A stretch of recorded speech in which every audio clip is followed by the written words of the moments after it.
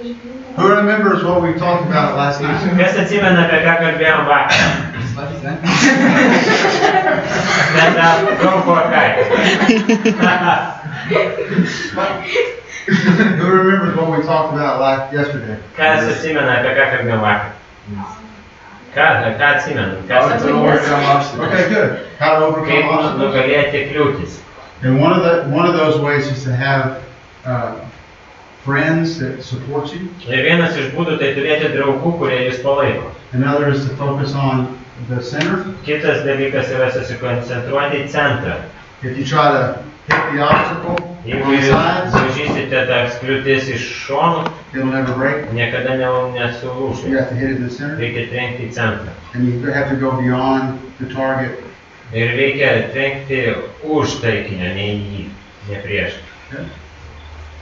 Remember what else we talked about? Atsimenate, apie ką dar kalbėjom? The importance of God's Word Ir apie Dievo žodžio svarbą, and solitude apie pabūti vienam kartu su Dievu, and prayer. tai maldoje. And tonight we're going to talk about setting a good example in your life. Šiandieną mes pakalbėsime apie tai, kaip bet parodyti nelabai tinka gal kaip gerą pavyzdį savo gyvenime, prasme išsiugdyti gerą pavyzdį savo gyvenime. In 1 Timothy chapter 4, verse 12, Pirmas laiškas Timotiejui, 4 skyrius 12 eilutė. it says to set an example in life, love, faith, speech, and purity. Yra tai, kad sakoma, kad mes turime būti pavyzdžių gyvenime, Love, meilėje, faith, tikėjime, speech, kalboje and ir purity. tyrume. We're going to focus a lot of our attention on life Taigi šiandien pažvelgsime į gyvenimą and purity. ir tyrumą. We're going to start with an activity. As we live our lives, we have to make sure we work with people in the church. Ir mes pradėsime nuo veiklos ir mes ši veikla byloja, kad mes gyvendami When we live our lives kai mes gyvename savo gyvenimus, as Christians, kaip krikščionys, we have to be connected to the church. mes turime būti susiję su bažnyčia And we have to work together. ir kartu turime veikti. That means we communicate, Tai reiškia, kad mes bendraujame, we encourage, padrasiname, we support. palaikome. So everyone's going to come over here. Ateikit visi ten. Ateikit visi ten. Ten eikit visi. Kažkaip ne taip. Nes jisai tenai, o aš čia dėl to žverčiukų visai sako. You have 7 people in your group. 7 žmonės jūsų grupė. There's basically 7 ways to get through this. Yra maždaug 7 būdai, kaip pereiti per šitą. Under it, over it, Po, virš, through it. per. So you have to figure out who will fit through the different places Taigi jūs turite išsiaiškinti, kas kur tilps. and how you'll get everyone through. Ir kaip jūs visi pereisite per šitą kliūtį. And it's important to remember you have to get somebody over. Ir yra svarbu atsiminti, kad kažką reikės pernešti per viršų. If you break the tape, you have to start over. Jeigu jūs nutrauksite tą juostą, jūs iš naujo turėsite pradėti. Amber? Susitvarkysit?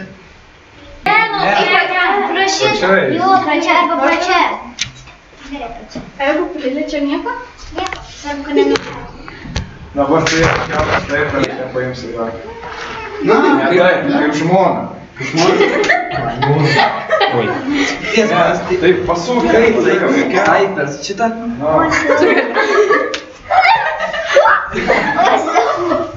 Oi, Gerai. per šitą kažkam reikia tie per šitą Dabar Julija. Ne, dabar Julija kaip kebabą man paduoda. Ta prasme, dviese.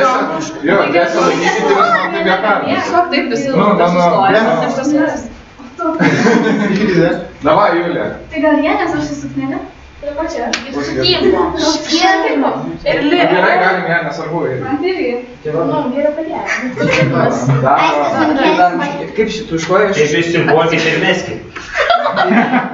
Rankas ištiesame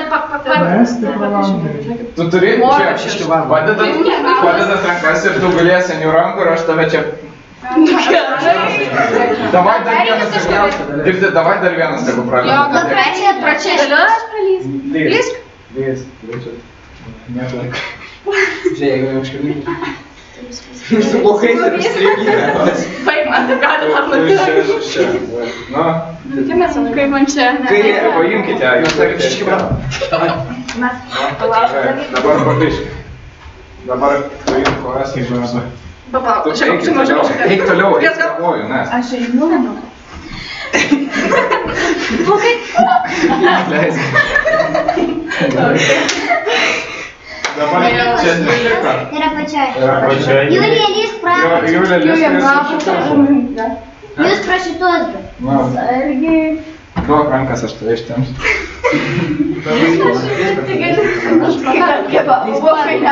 Yeah, those two are left. Man batas nusijėmė, dabar pradės klausimus. Tiesiog ne. Žiūrėk, rimtai. Žiūrėk, jeigu paimti jos koją, Paimk jos aš kojas. paimsiu ją už nugaros ir mes ją perkišim. Aš daug sunkiau. Arba Susuk. Aš galiu padaryti. Gali, man laikyti tavo kojas. Atsargiai čia net Laikyk nejuos. man tavo kojas. Ne, sakau. Tu nori, kad aš mirčiau? Taip. Oi. Taip, mane. Turiu kojų. Taip. Taip bus blogiau. Paspaudė dar jeigu mytė, aš turiu. Nesupranu. Zangokas.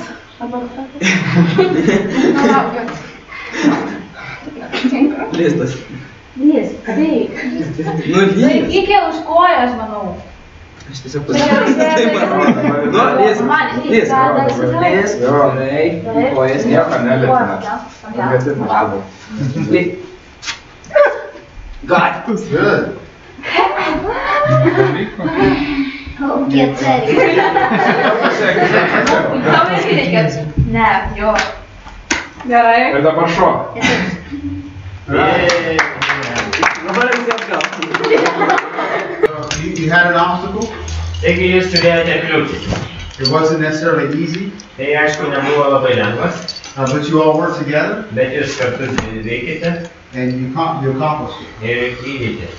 So when you think about being a Christian, we're all working on something bigger than any one of us by ourselves. Ir iš tikrųjų, kaip krikščionys, mes turime mąstyti apie daug didesnius dalykus, ne tik apie save. We can't accomplish it on our own. Ir mes negalim visą tai We're not created for it to be about people together. Ir Dievas sukūrė taip, kad žmonės būtų kartu. But when we work together, we can accomplish great things. Ir kai mes kartu tai darome, mes galime padaryti daug didžių darbų. So what kind of things happen to make you able to get through? Tai kas nutiko, kad jums pavyko pereiti tame?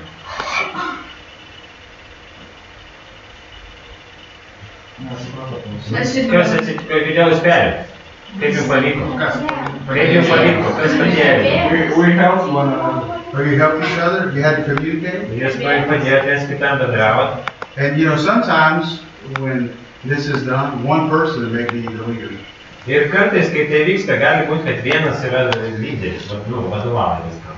But for you, which is good, at different points, different people led. Bet jūsų situacijoje buvo taip, kad skirtingom situacijom skirtingas sakė, ką daryti. Ir tai gerai. And some people had, when you went through, different people had different ideas. Ir skirtingi žmonės turėjo kitokius skirtingas mintis. But nobody acted like their way was the only way. Ir nei vienas nesielgia taip, kad jo būdas yra vienintelis ir teisingas. So nobody tried to take over. Taigi niekas nebandė paimti, kaip sakant, valdžios į savo rankas. Once we feel comfortable in a group, Kai mes jaučiamės patogiai kažkokioje grupėje, one obstacle that can cause lots of problems, especially in a youth group, ypatingai jaunimo grupėje gali iškilti vienas dalykas, kuris sukelia daug nemalonumų, nepatogumų. is when people date each other. Pavyzdžiui, kai susitikinėti pradedame. People come into the group that might not have the same values. Arba tie, kurie ateina į tą grupę ir net turi skirtingas vertybės. And Paul told Timothy that purity was important. Ir Paulius Timotiejui sakė, kad tyrumas yra labai svarbus dalykas. What do you think he meant by purity? Kaip jums atrodo, ką jis turėjo omeny kalbėdamas apie tyrumą?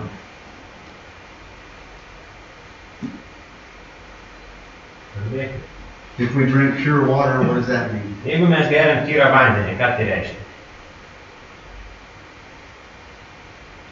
It's not contaminated. Jis neturi priemaišų, It's pure. jis tyras. Purity means unmixed. Jo. Tyrumas reiškia nesumaišytas. But especially in the Bible, we have to be pure sexually. Bet Biblijoje yra aiškiai sakoma, kad mes turime būti tyri seksualinėse santykiuose. In America, they did a study of all the kids that went to the Church of Christ. Ir Amerikoje tai nagrinėjo visą jaunimo vaikus, kurie eina į Kristaus bažnyčią. And what they found was many of them didn't go all the way. Ir jie išsiaiškino, kad ne visiems jiems pavyksta išlikti ten. But they did many other things that weren't pure. Sorry, we're not going away, what do you mean? They didn't have sex. We don't? No. They discovered that most of those kids said, I haven't had sex, but they did a lot of foreplay. Okay. Jo, jie netaip išverčiau, kad jų buvo apklausta ir iš tikrųjų jie sakė, kad jie neturėjo lytinių santykių, bet jie kitaip, kaip sakant, nežinau kaip, glamonėjasi, yra tokie dalykai, ne? There's a book in the Old Testament about two lovers. Yra New Testament? Old Testament. O Sename testamente yra knyga apie du įsimylėjėlius. Called Song of Songs. Vadinama giesmių giesmė. And there's three words used, at least three words used for love. Ir ten naudojami trys žodžiai apibūdinti žodžių meilė. One is called Raya, Vienas vadinamas Raja, and it's like a friendship kind of love. tai draugiška meilė. You hang out with people. Juk kai jūs kartu leidžiate laiką. You might know them real well or not very well. Ar jūs galite juos ir gerai pažinoti, arba ne taip gerai. It's kind of a casual kind of relationship. Tai kasdieniai santykiai. But there's another word Bet buvo kitas žodis, called ahava, ahava, which means a deeper commitment. kuris reiškia didesnį įsipareigojimą. It basically means that if you could be anywhere in the world at that moment, you'd want to be with that person. Ir tai reiškia, kad nesvarbu, kur jūs būtumėte pasaulyje, jūs norite būti būtent su to žmogumi. That's what we call committed love. Ir tai mes vadiname pasišventusią meilę. And then there's a word called dove, Ir dar vienas yra žodis daug. which is sexual love. Ir tai yra seksualinė meilė. And we're going to watch a video Mes pažiūrėsime video where he talks about these three loves. ir jisai ten kalba apie tas tris meilės rūšis. And he talks about them as flames. Ir jisai lygina jas su liepsnomis, su ugnimi. And right now, as you think about someday maybe you'll be married, Ir kai jūs dabar galvojate, aišku, vieną dieną jūs apsiženysite, ištekėsite. the best relationship has all three things. Ir geriausiai santykiai bus tada, kai bus visos tas trys meilės, trys dalykai. A husband and a wife just enjoying being together. Kai vyras ir žmona džiaugiasi būdami kartu. They're committed to one another. Jie pasišventė vienas kitam. And they meet each other's needs. Ir jie fiziškai taip pat atitinka vienas kito reikmes. So we'll watch this, and it's in English. If you have questions at the end, Joseph can. Pažiūrėkime tai angliškai, jeigu turėsite klausimų, paskui gale mes galėsime aptarti. Yeah.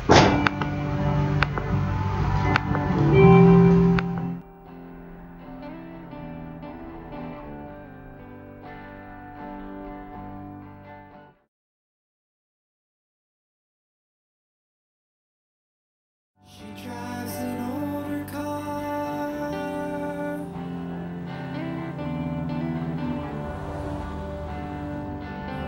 Wears old dresses. Right in the middle of the Bible is this collection of Hebrew love poems that are so explicit and erotic. The young Jewish boys weren't even allowed to read them until they were older. Now, Song of Songs gives us like a picture, a series of pictures of the relationship between a man and a woman. The joy, struggle,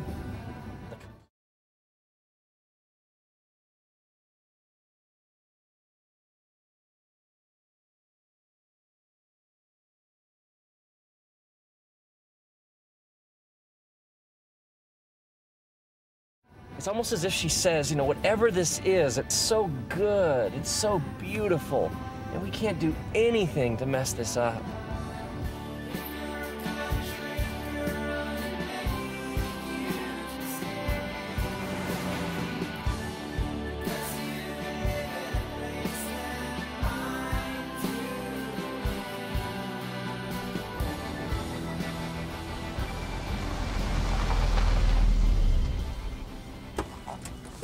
We get incredible mileage out of this tired old English word love, don't we? I mean, we'll tell somebody that we love them, and then in the same breath, we'll talk about how much we love a new car or a certain pair of pants. I mean, I love my wife, and I also love tacos. Now, we have to keep in mind that Song of Songs was originally written in the Hebrew language, which has at least 3 different words for our English word love. The first word we find is the word raya. Raya would be translated literally as like friend or a companion, somebody you hang out with. We might even translate it as like the word soulmate.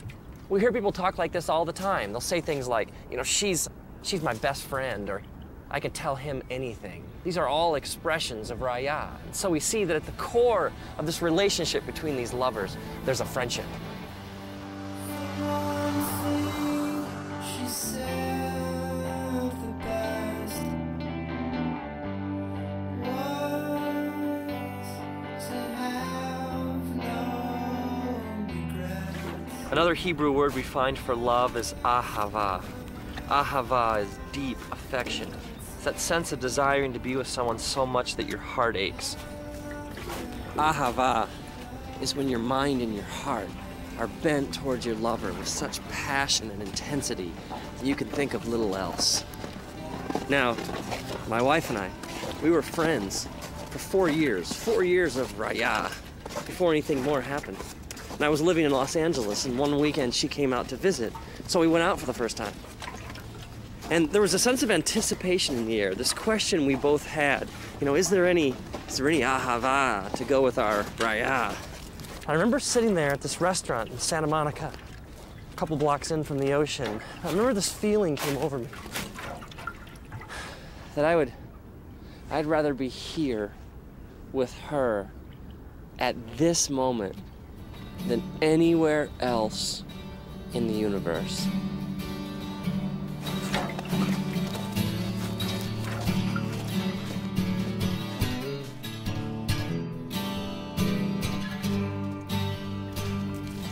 The lovers in Song of Songs declare that ahava is as strong as death, that many rivers cannot quench ahava.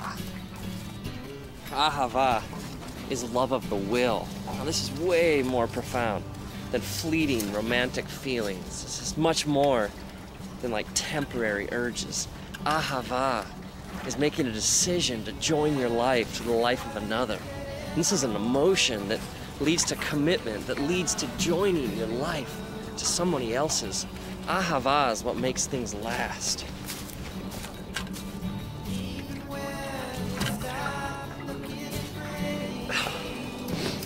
Maybe this would help. Let's think of these loves, these dimensions to a relationship as flames. Okay, first we had our raya flame. That's like the friendship, the soulmate aspect of a relationship. And then you have your ahava flame, which is the flame of commitment and making a decision to join your life to another.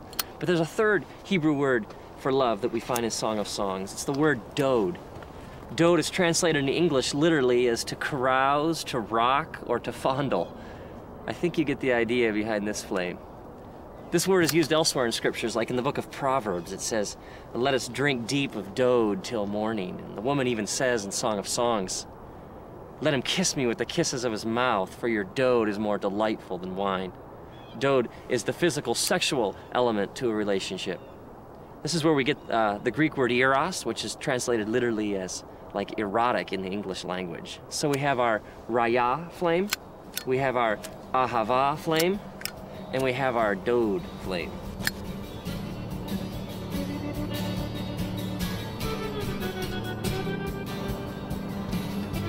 So when this man and woman come together, all these flames get combined. Now, Jesus talks about this idea of entire beings coming together. He uses the phrase one flesh to describe this connection between a man and a woman. Now, this one flesh is way more than just a physical act. I mean, it's emotions, it's hearts, it's minds, it's experiences. It's the mingling of souls. And so this coming together physically becomes a picture of a deeper spiritual reality.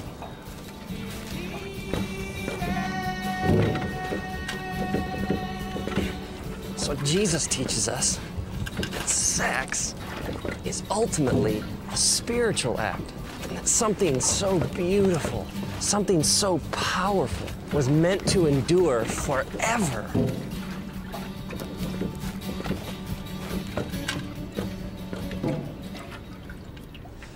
See, the one flame burning all by itself will never be as hot as all the flames burning together. I mean, we were created for all the flames to burn as one.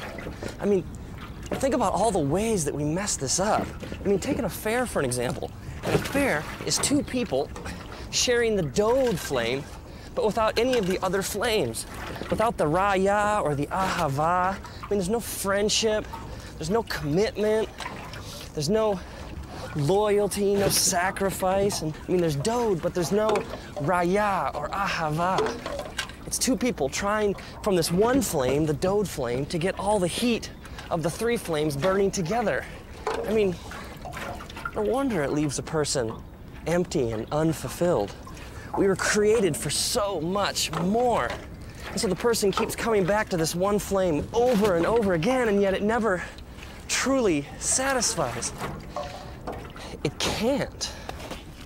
Or how about the couple who have been married for years and they're still together?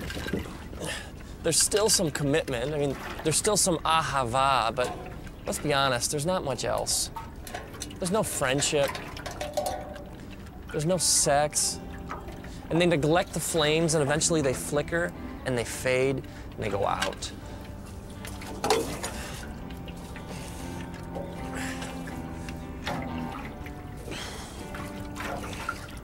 When you separate the flames, it can never really satisfy. It's like you're living outside how God wired you to live. I mean, maybe our culture has no clue what true sexuality really looks like. Maybe the world around us, when it comes to sex, just doesn't get it. I mean, true sexuality is vast and mysterious. It involves all of you. I mean, you have a body, but you also have a soul and a spirit. And love is two people coming together and giving all of themselves to each other forever. And now, may you honor the way that God created you. May you have a profound sense of respect for the fact that you are a deeply spiritual and mysterious being, and that love is ultimately a profoundly spiritual thing. May you realize that the three flames are meant to burn together, and may you discover the big flame.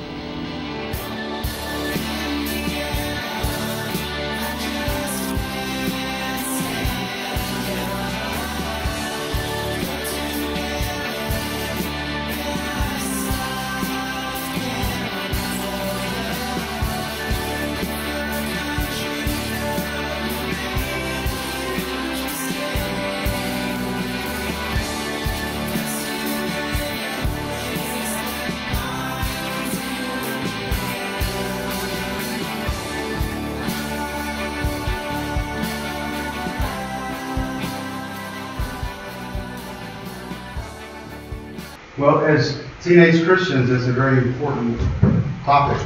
Paaugliams, krikščionims tai labai svarbi tema.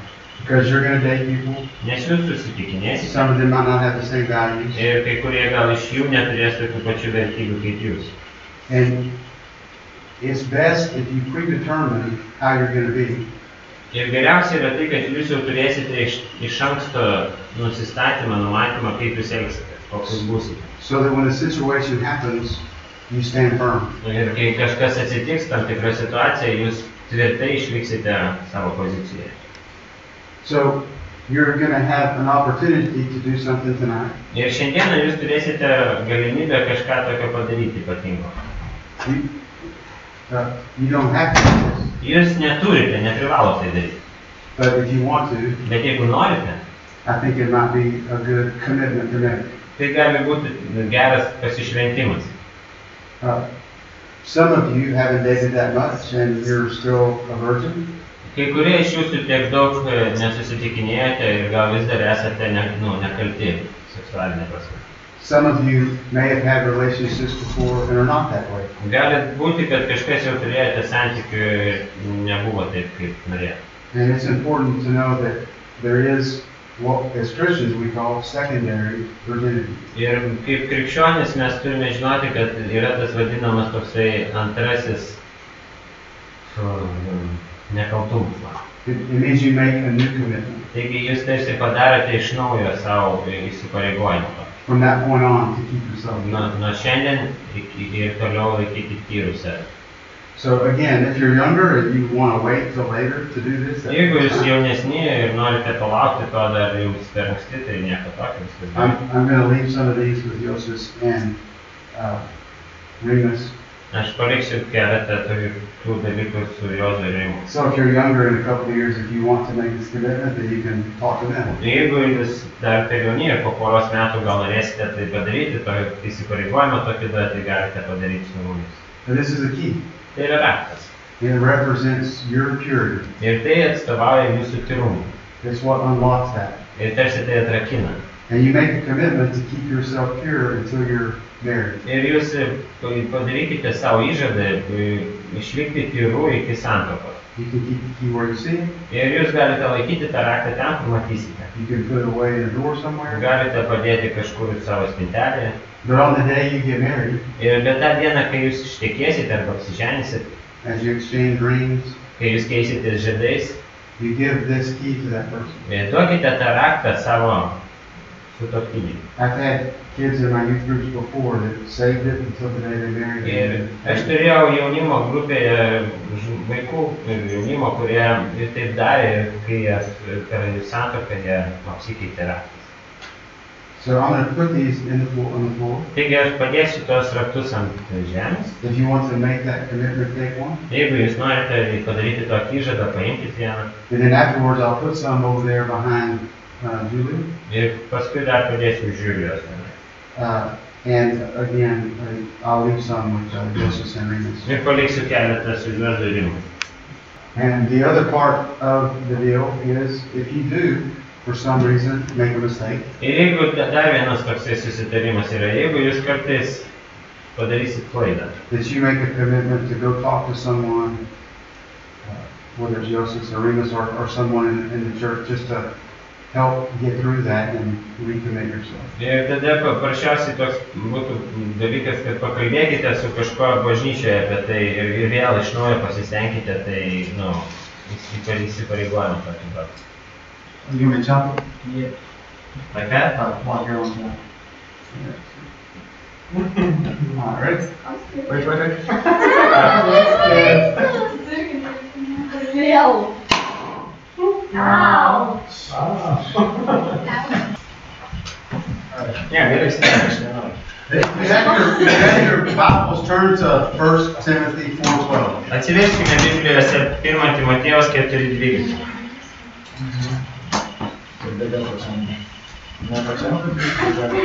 Porą čia žiūrėčiau. 1 Timotiejui 4:12.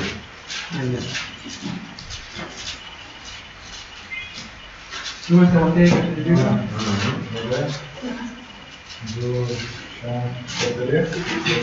1:37 viskas turi šitas Biblijos. 1:37.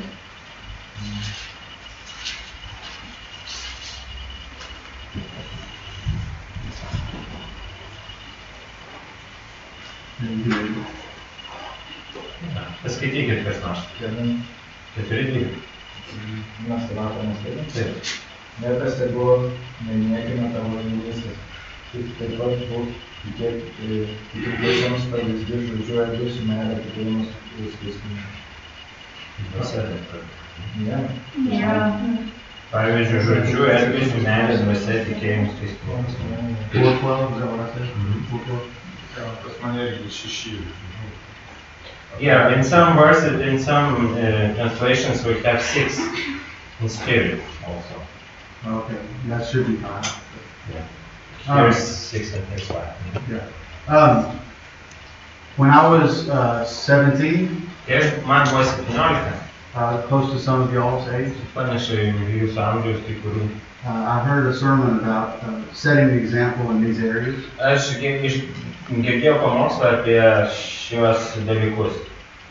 And so for a whole year, Taigi visus metus I would take one of those 5 aš imdavau vieną iš tų 5 each week.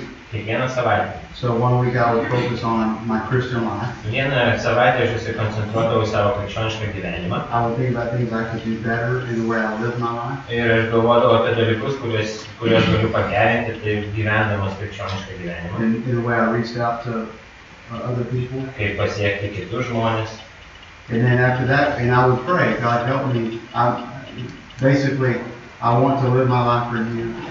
Help me to do that more fully. Ir aš meldžiausi ir prašiau Dievo, kad padėtų man tai gyvendinti ir geriau gyventi tada. And it was amazing, whatever I was focusing on, God made things happen. Ir buvo iš tikrųjų neįtikėtina, į tą dalyką, kurį aš susikoncentruodavau, Dievas padėdavo man tai pagerinti. So the next week would be about love. Kitą savaitę būdavo apie meilę. That would be my focus. Tai būdavo mano tikslas. Then the next week would be faith. Kita buvo savaitė tikėjimas. Then speech. Tada kalba. Then purity. Tada tyrumas. And then I would start over. Ir aš vėl pradėdavau iš naujo. And I did that a whole year. Ir aš dariau tai visus metus. And it made a huge difference in me spiritually. Ir tai labai didelį įtaką padarė mano dvasiniam gyvenimui. And I felt I had a good grip on how to be a good example in those areas. Ir aš manau, kad labai gerą pavyzdį, tapau gerų pavyzdžių, kaip kiti galėtų pasimokyti, kaip pagerinti tas sritis. I knew my strengths. Aš žinojau savo stiprybės. And my weaknesses. Ir taip pat silpnybės. And what kind of things I need to continue to work on. Ir dalykus, į kuriuos man dar reikėjo susikoncentruoti labiau ir dirbti. So it's just an idea. Taigi čia tik tai mintis. You could just take one week for each and then go to something else. Gali būt, kad, pavyzdžiui, jūs galite paimti savaitę po kiekvieną, paskui kažką tai padaryti. When it says walk, some translations, when it says life, some translations say walk. Kai kur sakoma gyvenimas, o kai kur sakoma elgesys. It's basically about the way you do your Christianity. Tai tas pats, tai kaip jūs elgiatės kaip krikščionis. What are some things you would say have to be in a Christian's life or walk? Tai tarsi tai, kas turi būti jūsų krikščioniškame gyvenime arba kelionėje krikščioniškame. It's a question. Tai kas turėtų būti jūsų gyvenime krikščioniškame? Kokie dalykai turėtų būti?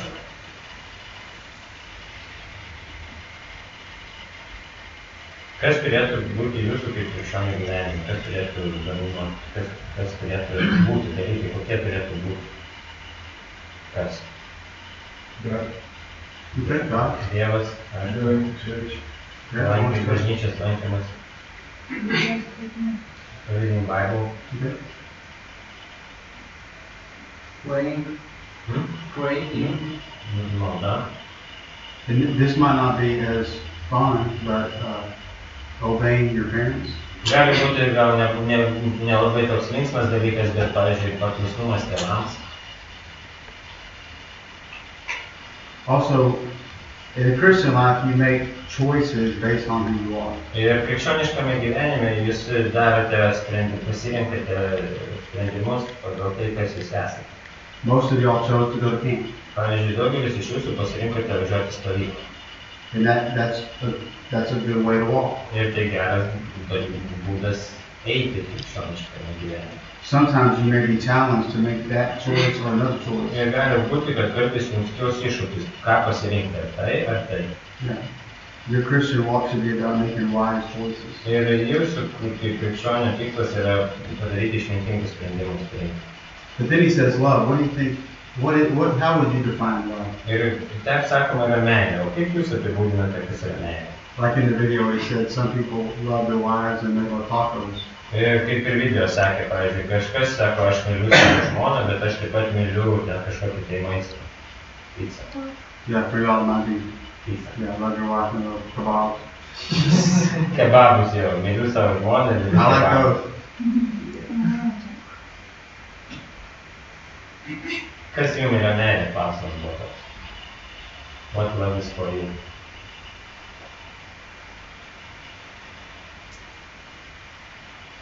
Yeah, there's different words in the Bible, in the Greek language for love, but the one that he's talking about there is agape love. Graikų kalboje yra daug ryšių meilių, bet viena iš jų yra agapė meilė. It's a unconditional love. Besąlygiška meilė. Someone said, there's if love, I love you, if you love me. Kai kurie sako, aš tave mylėsiu, jeigu tu mylėsi mane. There's because love, I love you because you love me. Ir dar yra tokia meilė, aš mylėsiu, nes tu mane myli. And there's anyway love. Ir yra tokia meilė, kur vis tiek mylėsiu. I love you anyway. Aš mylėsiu tave nesvarbu. So that's agape love. Bet tai yra dieviška meilė. And the best definition is you look for the best for others, seeking the highest good of another person. Ir geras apibūdinimas būtų tai, kad tu ieškai geriausio kitam. So when they need to be forgiven, you forgive. Kai jiems reikia atleidimo, tu atleidi, nes tu myli. When they need to be challenged, you challenge them because that's what love does. Jeigu jiems reikia kažkokio iššūkio, tu tai padarai, nes tai yra meilė. And sometimes we could just ask ourselves the question, what's the loving thing to do here? Ir kartais mums reikia užduoti klausimą, kas būtų meilė čia, ką reiktų padaryti, kad parodyti meilę. What about faith? What is faith? O kas yra tikėjimas? Kaip apie tikėjimą?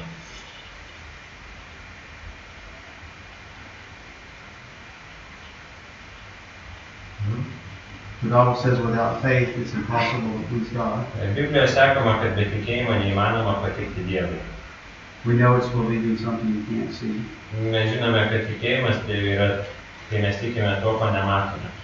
And we also know from James that faith without works is dead. Ir taip pat iš Jokūbo laiško mes žinome, kad tikėjimas be darbų yra miręs.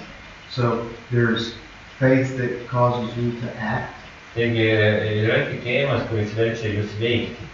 And then there's your faith as far as what you believe. Ir tikėjimas yra pagrįstas tuo, ko jūs tikite. So if you had a rowboat at camp, Rowboat? Row with oars? Rowboat? Rowboat.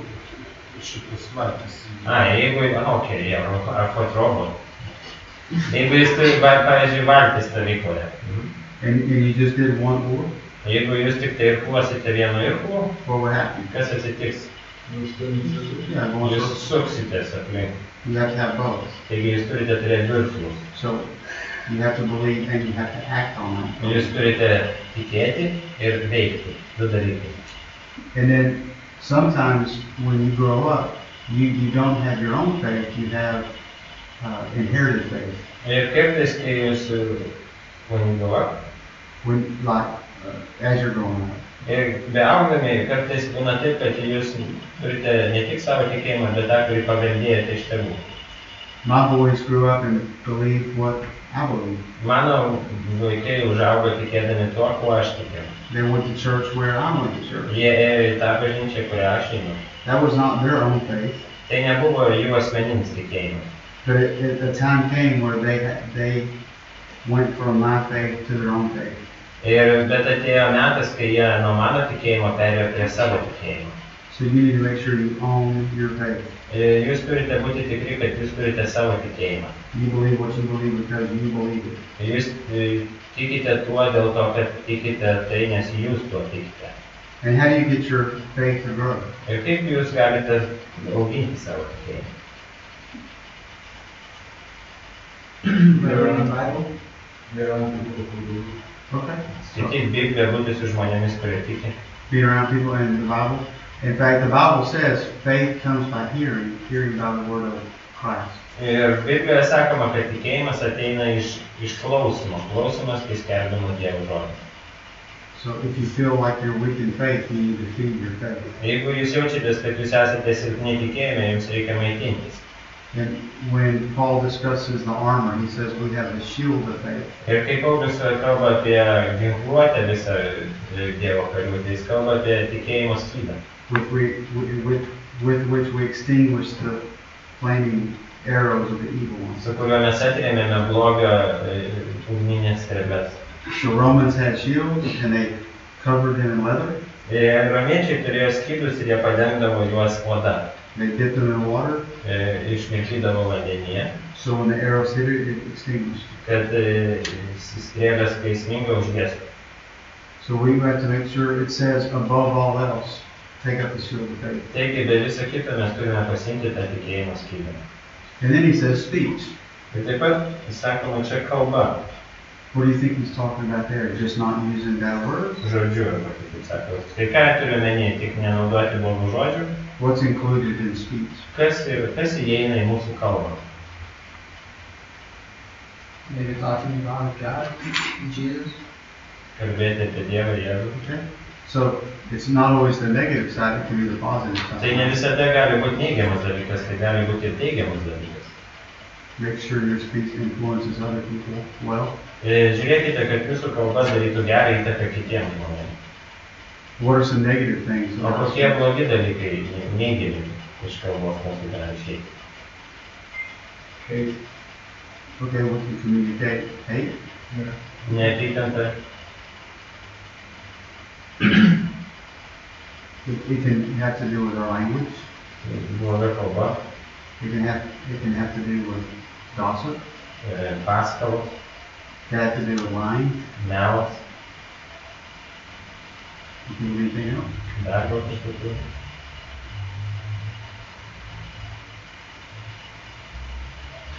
In Ephesians it says, don't let any unwholesome talk come out of your mouth, only what's good for building up others. Efeziečiams sakoma, tai neišeina iš jūsų burnos bloga kalba, tik tai, kas ugdo ir stato kitą.